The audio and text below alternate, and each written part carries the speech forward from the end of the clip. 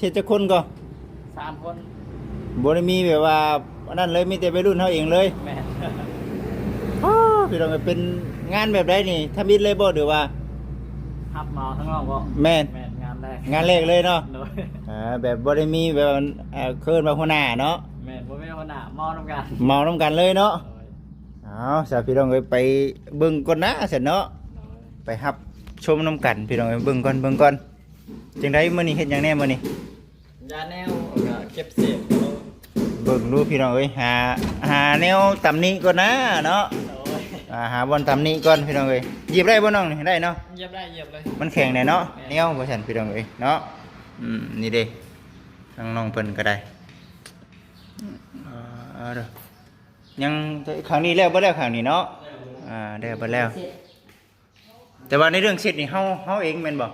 โดยเสร็จก็มันสามเล็กหน่อยแล้วมันบอก เสร็จเนาะตามร่องของมันเสร็จนะมันร่องบางแห่งเจ้าของแฟนมันโกยเอง อย่าบอกว่าเฮาถูกอีกดิเฮาถูกอีกบ่แม่นแล้วเนาะ ซึ่งมันก็บ่ออกแล้วมันหมุนไปใช่ไหมการ มีแต่เจ้าของเฮือนเพิ่นเอาน้ำหืดน้ำยาเนาะ ชื่อตัวอย่าง เสร็จเองเด้อเจ้าของเฮือนเด้อเนาะตอนนี้บ่แม่นเด้อตอนนี้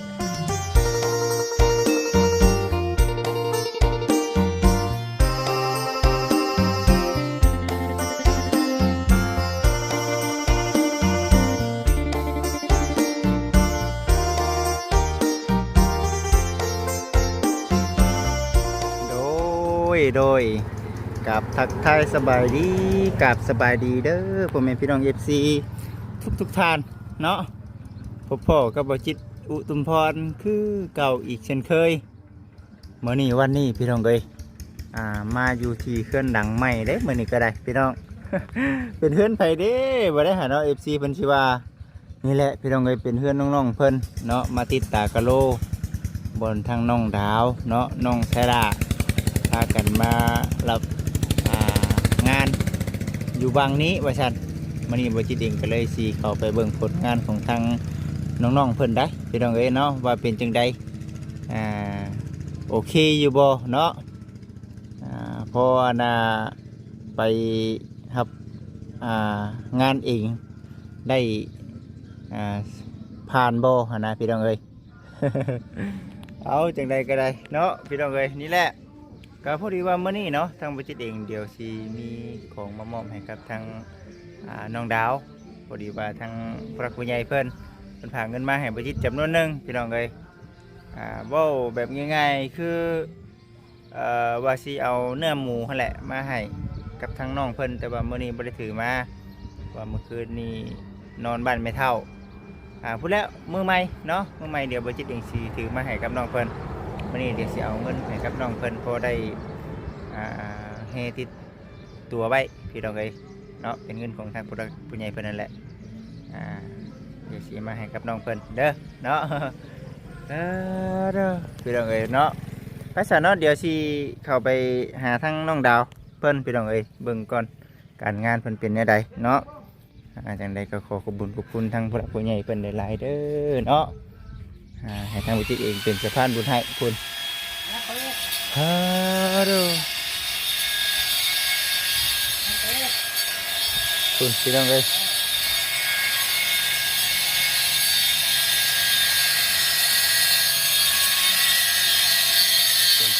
น้องดาว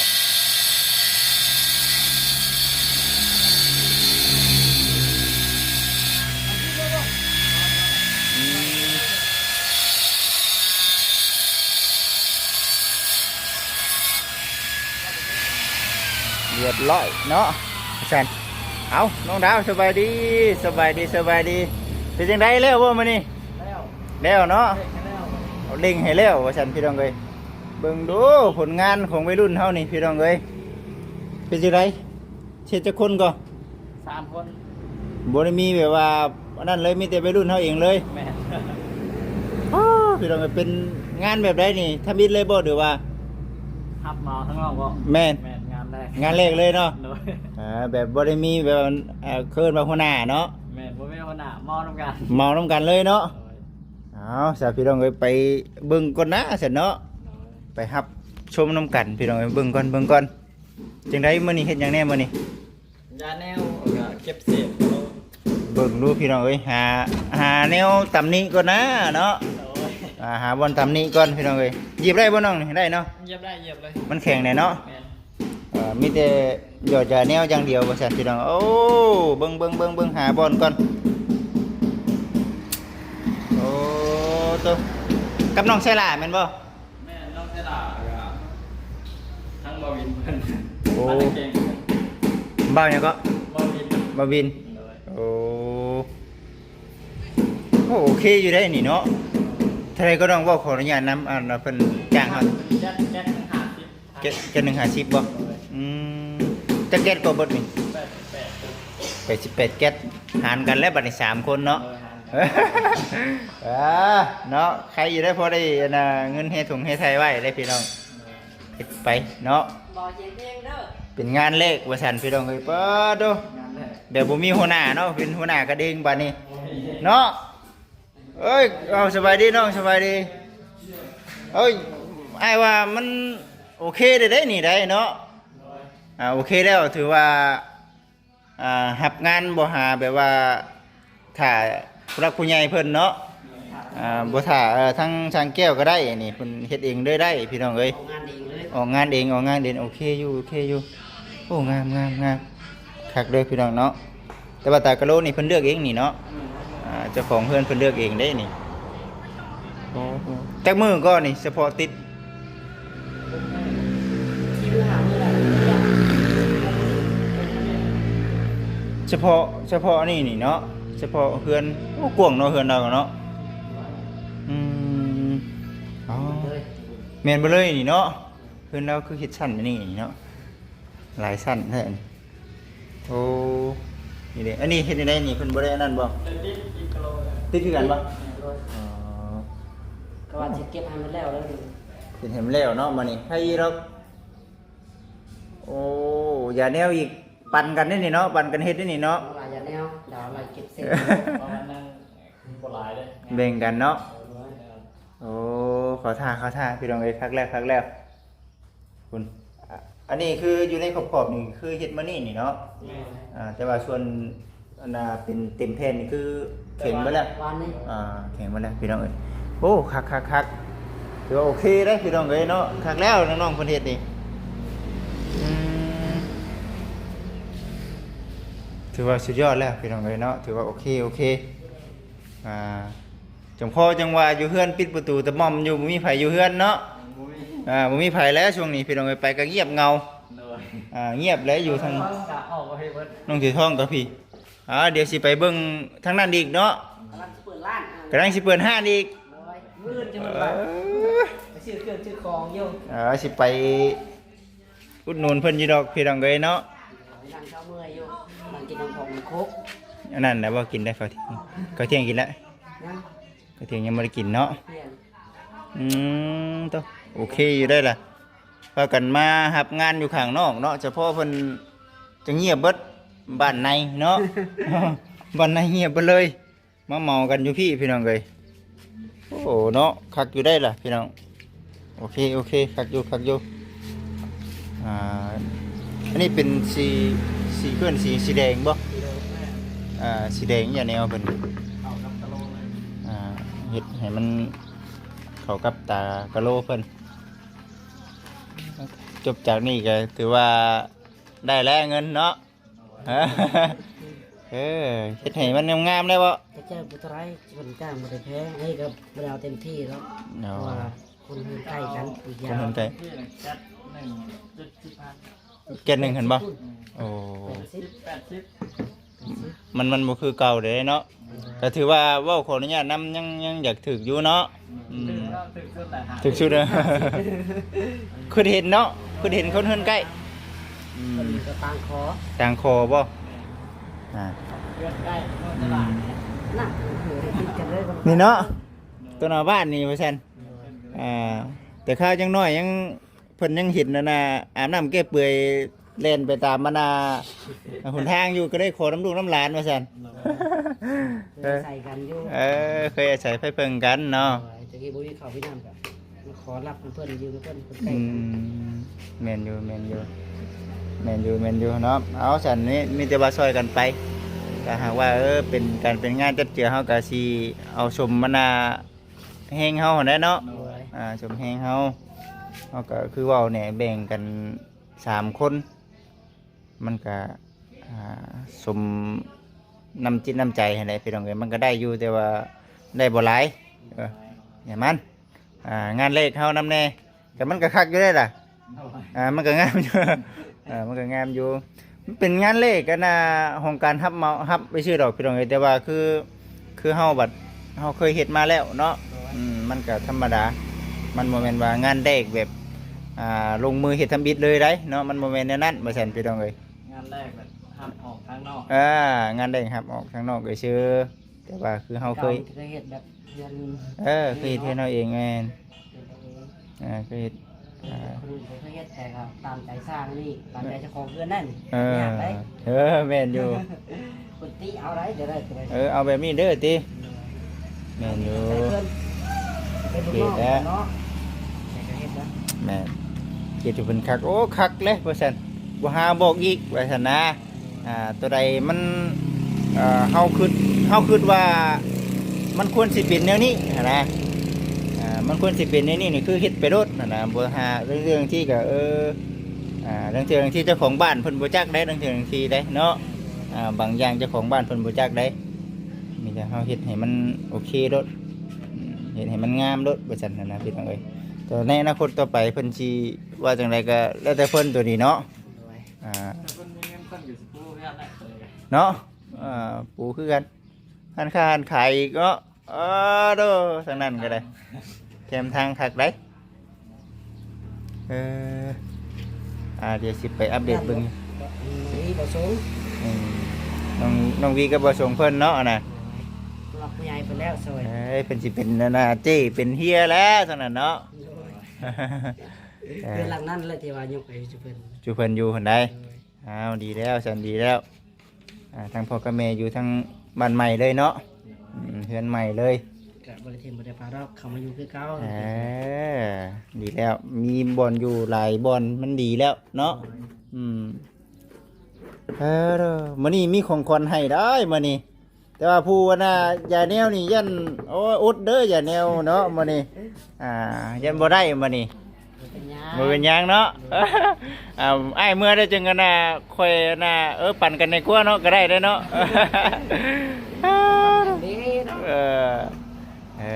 เนาะเฮถุงเฮไทยน้องดาวเพิ่นนั่นแหละน้องดาวเพิ่นได้ครับค่าตัวก่อนได้มื้อนี้ได้เนาะ ตัวบ่ ค่าตัวได้ออกงานก่อนว่าซั่นมาเฮ็ดอยู่ข้างนอกว่าซั่นนะพี่น้องเอ้ยโอ้เนาะมืดผ้ามืดฝนเด้อพี่น้องเด้อเนาะคือสิได้ตกอีกบ่จักฝนมานี่ยังบ่ทันได้นั่นเลยอยู่บ้านเรื่องให้เรื่องนายังบ่ได้ไถเลยบ่ ว่านแล้วกล้า ได้แต่กะขุดยังบ่ได้ไถ กล้าก็ได้หาก็ได้ตาเดียว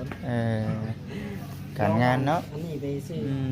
เดี๋ยวมันตายบางทีผมก็ตกเลยมิดเลย แม่นๆคักแล้วพี่น้องเอ้ยเนาะมีแต่ว่ามื้อนี้เฮ็ดจังไดกะว่าให้แล้วเบิดทุกอย่างเลยมื้อนี้ โดย แม่จะเล่ง ฉันเล่นจนค่ำมาแล้วมัน ครับจะให้ยาเนี่ยให้แล้ว โอ้ เมื่อนั้นก็ยัง8 โมงอยู่นะ เป็นโมงแรงนี้ตัวเจ้าของเพื่อนเพิ่นบ่นอนบ่เนาะ อย่างไรย่อมบ่มีเพิ่นบอกผสมครึ่งหนึ่งเพิ่นดึกสอบหนึ่ง โอ้ย ปูเบิด ปูเบิดต้องเฮ็ดให้แล้วเนาะ ไม่ให้ได้มัดบาด ปูเบิดบัดอัดประตูเขาเจ้าบ่ได้ เออ ติดบังประตูไม่อีก แม่นอยู่ได้เนาะ เลื่อนมันจะอัดประตูบ่ได้รถก็เสียบ่ให้แล้ว บ่แห้งอีกแล้วติ เอาไว้ เออ แกะเพื่อน แต่ว่าประเภทพวกอุปกรณ์พวกปุงพวกปูนนี่คือเฮาบอกเพิ่นว่าเอาเท่านั้นเท่านี้ แม่นสั่ง สั่ง เฮาสั่งเนาะกะว่าเท่านี้เด้อดีเฮาบอกเพิ่นแบบนี้เนาะเพิ่นก็จัด ตื้ม บ่พอก็ช่างเติมเนาะ เอาให้เปได้เนาะโอ้เดี๋ยวสิบอกว่าโอ้ยบริษัทช่างบอกมาชื่อปูนเดือบริษัทคอยแห้งบ่มีเงินอยู่บริษัทได้พอแห้งอีกเนาะเดือด รถก่อนเด้อ ำเดือดลำเสาไข่ในได้เนาะเดือดลายไข่พอแห้งเนาะเดือดลายเจ้าของเฮือนเพิ่นว่าได้เนาะกล้าว่าประมาณจักสอบก่อนนี่คือเฮาปูตากระโดนี่แม่ ฮะ 30 40แล้ว โอ้ประมาณนั้นเนาะประมาณนั้นปูตากะโลมันก็สิประมาณนั้นแหละเนาะกับหนึ่งมาเฮาเบิ่งขอบประตูมันแม่นบ่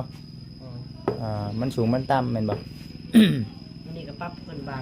เพิ่นเฮือนเพิ่นบ่ค่อยได้ได้ เพื่อน ครับ เพื่อนนะ แม่ต้องพูดน่ะได้มา2เซน3เซน 2เซนนี่ก็พุ่นโอเคแล้ว ทั้งปีมันนะ ทั้งนี้หนาๆแน่เนาะ ได้ก็หลายถ้าไปลื่นได้แต่มันก็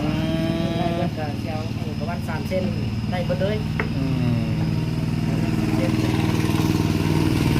ในเรื่องที่ตากะโลนี่อิงตามพื้นเนาะอิงตามพื้นต่ำเนาะพื้นแบบว่ามันหนา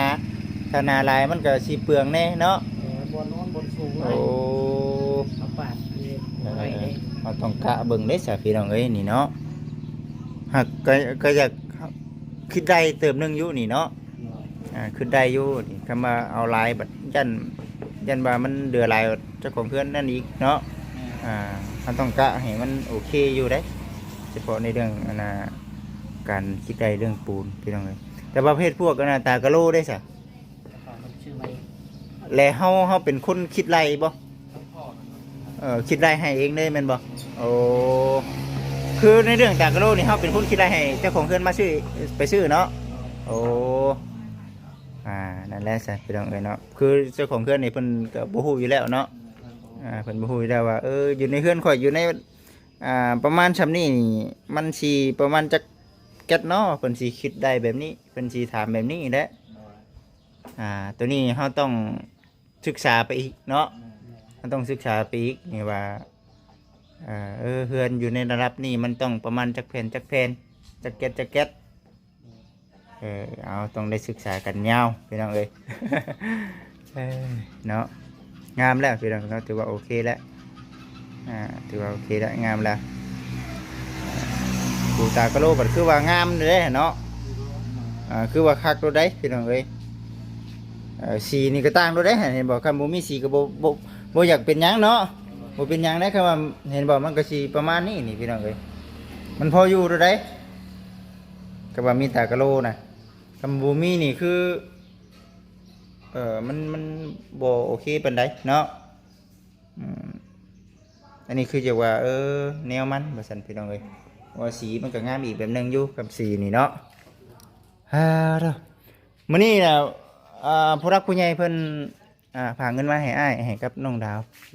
มื้อนี้ก็ได้พอดีได้ซั่นมาได้มากกับไผมัน มากับผู้แล้วผู้สาวผู้แล้วเนาะคือบ่เห็นจะเก็บว่าผู้เดียวขังไว้อยู่ในรถเลยฮ้อนก็ย่าดอกว่ามากับสาวินาเพิ่นมื้อนี้เด้อเบิ่งซะเนาะเดี๋ยวสิมอบให้กับน้องดาวเพิ่นก่อนแต่ว่าในเรื่องอันนั้นเด้อน้องประเภทพวกชิ้นหมูนะอ้ายบ่ได้เอามาเพราะว่ามาแต่เมื่อคืนนี้นอนบ้านแม่เฒ่านอนบ้านแม่เฒ่าก็เลยแม่นเดี๋ยวเมื่อใหม่อ้ายสิเอามาเมื่อคืนนี้นอนบ้านแม่เฒ่าเพราะว่าบ่ได้เมื่อบ้านเลยเดี๋ยวกลับจากนี่เลยสิไปเอาเนื้อหมูมาขายตลาดนัดมื้ออื่นบ่ซั่นก็ได้ลวงมาแต่บ้านแม่เฒ่ามาหาน้องๆเลยมีแต่ว่าผู้ใดโอกาสหน้าเดี๋ยวไอ้สิเอามาให้สินโม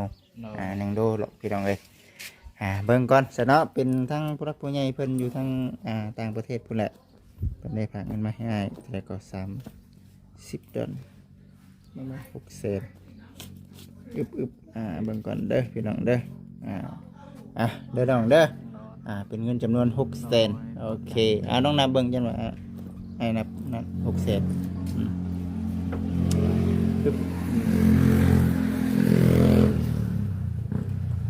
โอเคป่ะ6แสนพี่น้องเลยเป็นทั้งแม่เนาะแม่ใจดีอยู่ทางต่างประเทศเพิ่นก็บ่ได้ออกสื่อออกน้ำดอกเพิ่นว่าอยากให้ทั้งน้องที่ถุงไว้บ่สร้างนึงทีมีแนวจำเป็นต้องใช้ให้ตรงนี้ใช้ไว้น้องเลยคือว่าสิแหละโฮมกันไว้โฮมตัวนี้ไว้โฮมมันตัวนี้ไว้อีกขอให้มีงานเข้าหลายๆขอให้มีตลอดเฮาแห่งบ่ได้มีให้มีนาคือหมู่อยู่ มีให้มีนาคือหมู่ยังว่าคิดว่าไปไถนาก่อนบ่ซั่นบ่มีเวลาเฮ็ดนั่นเฮ็ดนี่ได้นี่ใครแน่เฮามีงานเฮ็ดปัดเงินก็เข้าใครแน่ได้ก็ให้มีการงานเข้าตลอดข้างน้องเองก็ได้ไปน้องเอาขอบคุญขอบคุณผู้รักผู้ใหญ่เพิ่นเนาะ ขอบคุณเด้อท่านแม่ที่ฝากเงินอยู่แล้ว1 ล้านท่านแม่ให้ดูเงินพอเดือนหาแม่แล้วทันเท่าทานแม่ทำธุรกิจในการค้าการขายขอให้แม่ทั้งแม่เนาะรับเล่นในทางหน้าเด้อครับ จ้าถูกสาธุ ขอบใจทั้ง โดย ที่นำเงินจำนวนนี้มาให้ขอให้อ้ายไปใส่มาใส่เดินทางปลอดภัยการค้าการขายขอให้อ้ายเจริญทางหน้าเด้อ โดยสาธุเนาะเอาคือกันเช่นกันดีใจน้ำเนาะมีแต่ตั้งใจเฮ็ดเวียกเฮ็ดงานเนาะให้ครับทาง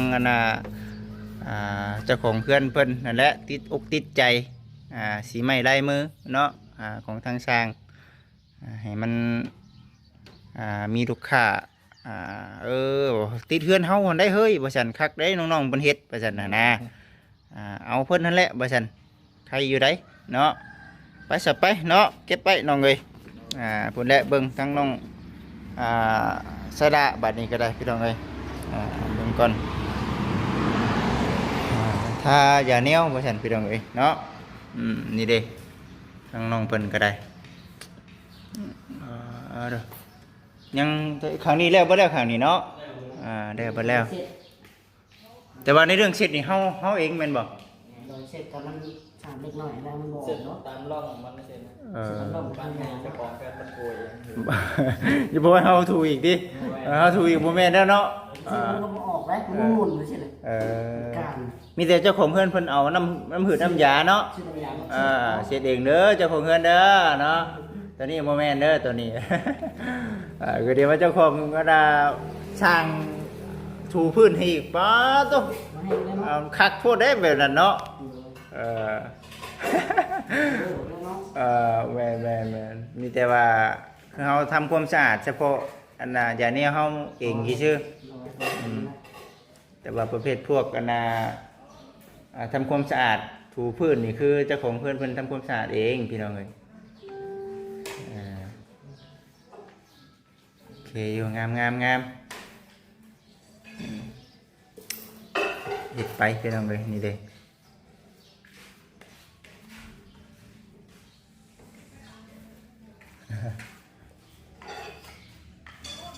ไปพุ่นบ่ยาวไปพุ่นเนาะแม่นบ่ตัวนั้นก็ยังบ่ทันได้สำเร็จเทื่อพี่น้องเลยยังอยู่ใกล้ตัวนี้ใกล้แล้วนี่เนาะใกล้แล้วใกล้ตัวเด้ยังตัวนี้นี่นี่เลยน้องเลยเป็นผักในนี้เนาะเพื่อนเราอันนี้เป็นเฮือนครัวเนาะเป็นเฮือนครัวเพิ่นน้องๆเพิ่นจะเฮ็ดอยู่ในส่วนนี้ถือว่ากว้างเนาะกว้างได้เฮือนเราพี่น้องเอ้ยเนาะกว้างโอเคโล่งโจ๊กคักปัญญังเนาะไปสันใดก็ได้เดี๋ยวสิได้อัปเดตอันห้านบ่ชมคนก่อนเด้อเสยเด้อโอเคชูๆน้องเอ้ยสบายดีคนละพี่น้องเอ้ยไปน้องดาวเมื่อใหม่ไอ้สิมาอัปเดตใหม่เด้อเนาะมีแต่ว่าขอให้การงานเข้ามาเรื่อยๆเด้อน้องเด้อโอเคมาสบายดีไปพี่น้องเอ้ยเอาคือสิประมาณนี้แหละพี่น้องเอ้ยบ่จิตเองก็ได้มอบเงินเนาะจำนวนนี้ให้กับทางน้องดาวเพิ่นเป็นที่เข้มห้อยแล้วเนาะมีแต่ว่าผิดพลาดประการใดกราบขอโทษขออภัยนำหลายมากับทางสามีนาเพิ่นแน่มื้อนี้ก็ได้มาแต่บ้านไม่เท่าเนาะเมื่อคืนนี้นอนพี่น้องเอ้ยเมื่อคืนนี้นอนเพราะว่าไถนาบ่จิตเองก็ยังบ่ทันได้เทื่อเด้อพี่น้องเด้อเนาะมีแต่สิได้ญาติกันพี่น้องเอ้ยปะบ่ได้เด้พี่น้องเอ้ยปะบ่ได้มีแต่ว่าญาติกันนี่แหละการงานแบ่งเอาเนาะเวลายังสิได้ไปวานเข่าป้าไว้อีกไทยพุทธป้าไว้อีกเนาะเอาม่วนคักหลายพี่น้องเอ้ยเนาะกันให้กันหน้าเฮานี่ก็ได้โอเคจังได๋ก็เดินขอขอบคุณเนาะทั้งผู้รักผู้ใหญ่เพิ่นทั้งแม่เนาะ อย่าให้ทางบ่จิตเองเป็นสะพานบุญให้เนาะขอให้ทางแม่อยู่ดีมีแฮงเด้อเนาะเจ้ง ช่วยพระเฒ่านั่น เป็นได้ได มันชู โชว์ ช่วยยมช่วยยาะ เพิ่นเป็นได้ได แต่เดือนชามพุ่น อยู่กับไผล่ะนี่ฮะ เจ็บตะขาแอวนี่ เจ็บแอว มันลอย โอ้ยเนาะ กินกับบุเป็นนั่งกินข้าวกับว่านี่แหละ ปัญญาโลคาเจ็บแอวบ่ ทั่วก็โต ฮ่าเนาะปัญญาปัญญานี่เนาะ นอนลอยอยู่เดี๋ยวนี้ก็ดิ ดุกกะ แต่ โอย เดือนชามพุ่น เนาะดุกกะโอยนั่งกะโอยปวดเบิดกระตุนกระโต ให้ช่วยยาให้แม่ อืม นอนนั่นเลยก็ อืม ตายไปเบิ่ง ไปเบิ่งบ่โอ้ยเป็นได้ไรเสียเบิ่งก็เอาเนาะเบิ่งก่อนสันพี่น้องเอ้ยเนาะก็ได้เบิ่งนี่แหละเป็นได้ไรสันเนาะพญาติพญาบ่เฮาก็บ่มีแนวให้เพิ่นแหละพี่น้องเอ้ยเนาะมาเบิ่งก่อนเนาะอยู่กับไผสันบ่อยู่กับไผในเฮือนนี่ อยู่น้ำลานนั่นแหละ อยู่น้ำลูกน้ำหลานบ่ นั่นแหละเเออมื้อนี้เฮามาเบิ่งเด้อเนาะมื้อนี้ก็ ให้กับคัดอันนี้ คัดหัวเข้าหัวขาแท้เนาะพอใดก็ได้ อยู่นี่ก็ โอ้เนาะ เอายามาช่วยแหน่เบิ่งก่อนก่อน ฮ่าดอ เหนียวกระบอกขี้กระบอน แม่นบ่ เอ้ย ไอ้ จะไปจักนี่เว่าอุ๊ย เป็นหยังล่ะนี่ประตูเอ้ยสบายดีเด้อ มันเป็นนอนลูกคำว่าจูงลูก เอ้ มัน ย จักอุ้ยเสียงแม่ เป็นตู้หยังก็แม่ชื่อว่าจังไดนี่ แม่อ้วน แม่อ้วนประตูเด้ พออุ่น บ่อ้วนกับอุ่น อืม เฉพาะจะเป็นสามีภรรยากันเราอะ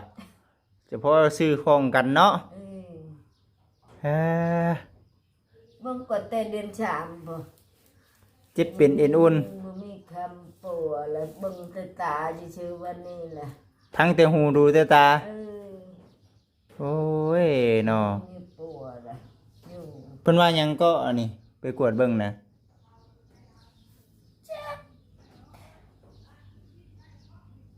จึงหน่อยว่าเสียงตั้งช่วงคืน ตั้งทรง อืม แบบนี้ เพิ่นว่าเบาหวานจึงมาเพิ่นว่าเป็นแนว อืมเจ็บเบิดกระตุนกระโตนี่ เป็นแนวชามน้อยเพิ่นว่า โอ้ ไปกินยาดีแนวนั่นคันได้ยามธรรมดาเพิ่นว่าพี่นะให้นี่นะ อืม หักบ่ลุกจะเถื่อก็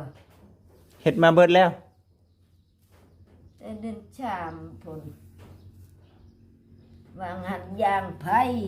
อย่างไผ อยู่ไห้หันมันเจ็บอันนี้คานี่ลงนี่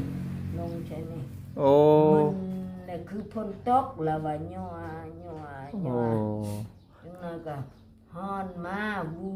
วูวูนี่ตะขาแอวนี่ลงมานี่แล้วบัดนี้บ่เป็นทอนยางมัน แต่บัดนี้เราปวดบ่บัดนี้ อืมมันเป็นทอนลุกเหนียวกระบอนขี้กระบอนแล้วก็แก้อักนอนเปื่อยเลยบาดนี่ อืม มันจักที่พิชังล่ะนั่นนี่เขาว่า อึบ มันจนโปเลย จนโปเบิดเนาะอันนี้กระตุนกระโตแข้งขาเล่าพี่น้องเอ้ย ก็ว่าแล้วมันบ่มีเงินบ่มีคำนี่แหละลูกเอ้ย โอ้ยเนาะคำว่ามีเงินไปนี่สิเฮ็ดหยังนี่สมมุติว่ามีเงินจักก้อนหนึงนี่สิ ว่าจะชื่อหย่อมชื่อยาให้กินนี่แหละก็มันบ่มีเงินถือเงินเลย อึบเจ็บบ่ตู้เอ้ยเจ็บบ่ มันโตมาแล้วเออ โปเบิดแข้งขาเราเนาะ มันบ่เป็นนะ ยา กินข้าวกับวันนี้แหละบางเทื่อก็ทุยหัน โอ้ แกงกันเลยนั่งก็ไม่ได้เลยลอย ลูกหลานเด้ฉัน ลูกแล้วก็บุมีลูกผู้เดียวลูกชาวผู้เดียว ลูกสาวผู้เดียว เออ มีครอบมีครัวบ่แล้ว ม มีครัวก็คือว่าหั่นแหละ ดูครอบครัวเพิ่นเนาะทุกอยู่บ้านใหญ่คือ บัดนี้อยู่กันจักคนก่อนนี่ โอ้ยอยู่กันลูกสาวเดียวนั่นแหละก็เลยลูกสาวเด็กก็บ่มีเงินคำมานี่นะ แต่ว่าคันว่ามีเงินเนี่ยคือว่าสิอยากซื้อยาให้ประตูเรา ชื่อยาแล้วกูอยากชัก อยากชักอยากปัวเนาะ กลัวมันเป็นรอยตะขาแอวนี่ลงมาเลยมันโปแล้วกูแข้งขาก็ได้ แล้วก็ขี้ข้านฮอดเว้าได้แล้วก็หน่อยเนาะ มือได้บ่จักบ่จักเลยถ้าว่ามาบังม่วงเอามาให้ มาถามไผเอามาให้บ่จัก เออเมื่อยบ่เราตอนนี้ อาบน้ำเช็ดเอาแม่นบ่ วันนี้ก็คอยไปบึงไปล่างทันทายทันได้ทายแล้วก็ชามชีเถือทายอยู่หันฉันไม่ได้ทายกะไม่ได้ทาย โดยไปจะไปเด้อ จุดต้มน้ำฮ้อนนั่นแหละวันนี่ มีแต่ว่าผู้นั้นมีผู้รักผู้ใหญ่เพิ่น จุด ให้เพิ่นช่วย แม่น แล้ว เดี๋ยวสิเข้ามาหา นี่แหละ ทั้งลูกทั้งเต้าก็คือว่าหั่นแหละเนาะยังบ่ทันมีเทื่อตอนนี้ก็ได้ถ่ายให้กับผู้รักผู้ใหญ่เพิ่นเบิ่งคันว่า นี่แหละก่อน อืม มันเป็นนั่นแหละก็ คันว่าผู้รักผู้ใหญ่เพิ่นคิดเห็นเดี๋ยวสิเข้ามาอีกเด้อ โอ้ย แม่นตัวเอ้ยเช้าไวๆเด้อตัวเด้อ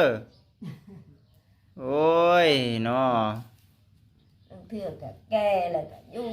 นอนเปื่อยโครู ปั๊บเปื่อยเลยเนาะบ่จักอายเลย จับที่ พี่ดองเอ้ยพูดได้เด้อแม่เด้อ เลย พูดแล้วขอให้มีผู้รักผู้ใหญ่เพิ่นช่วยๆค่าหืดค่ายาพี่ดองเอ้ย ช่วย คือดีดูคือเห็นว่า เพิ่นคิดเห็นแล้วก็บ่จักสิเฮ็ดแนวใดแล้วเนาะ